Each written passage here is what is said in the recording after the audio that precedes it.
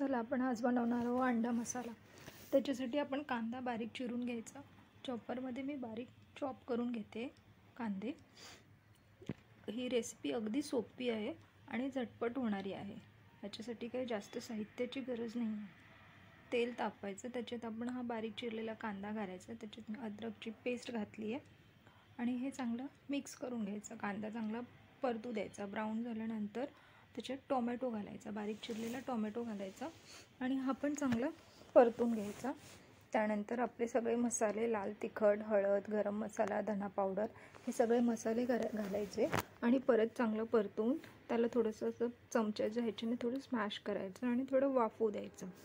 थोडी वाफ धरल्यानंतर एक प्लेट काढायची आणि परत एकदा ते स्मॅश करायचं, म्हणजे ते चांगलं एकजीव होतं। आणि थोडं त्याच्यात पाणी घालायचं। पाणी घातल्यानंतर चांगलं मिक्स करून घ्यायचं आणि थोड्या वेळ हलवायचं। आणि त्यानंतर आपण आता एका वाटीमध्ये अंडी फोडून घेऊ। अंडी फोडायची आणि ती अंडी आपण हे जे कांद्याचं टोमॅटोचं जे मिश्रण केलेलं आहे त्याच्यात ती सोडायची। हे अशा पद्धतीने ती अंडी त्याच्यात सोडायची।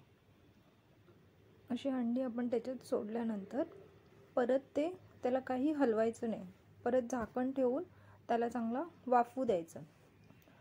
5-1 मिनिटं त्याला चांगली वाफ धरली की परत झाकण काढायचं आणि हे आपण जी अंडी घातलेली होती ती व्यवस्थितपणे त्याला पलटायची। म्हणजे दुसऱ्या बाजूने पण आपल्याला ती चांगली शेकून घ्यायची।